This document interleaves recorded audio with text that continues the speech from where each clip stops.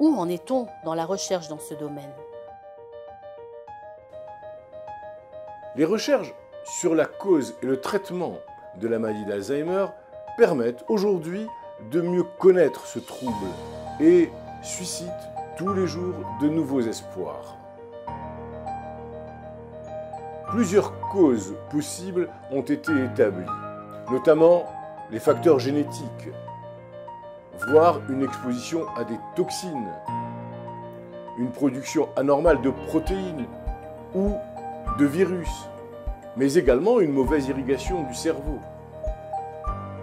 Le vieillissement et l'hérédité, c'est-à-dire les facteurs génétiques, sont considérés comme des facteurs qui jouent le rôle le plus important dans l'apparition de la maladie d'Alzheimer. La démence vasculaire est provoquée par une série d'accidents vasculaires cérébraux qui vont entraîner la mort des cellules de certaines régions du cerveau.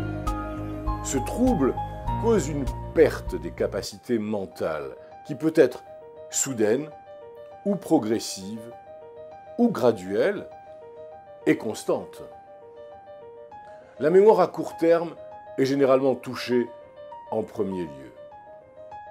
Quels sont les principaux symptômes de la démence? Un grand nombre d'entre nous vont commettre des étourderies, des oublis.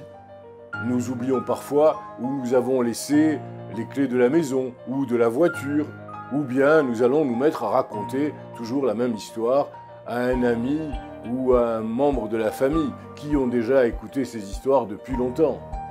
Ces comportements s'expliquent généralement par une surcharge d'informations due à la vie moderne, qui est une vie active, stressante. Mais rassurez-vous, ce ne sont pas nécessairement des signes de démence. À mesure que les gens vieillissent, leur mémoire fonctionne parfois différemment. Il arrive par exemple qu'elle traite plus lentement l'information qui lui parvient. Ce type de changement est normal. La démence est au contraire progressive et invalidante et ne peut pas être attribuée au processus normal de vieillissement. Les vrais symptômes de la démence sont la perte progressive de la mémoire ainsi que des autres capacités mentales. La démence rend un individu inapte, totalement inapte, à accomplir les tâches habituelles de la vie quotidienne, vous savez, les tâches de tous les jours.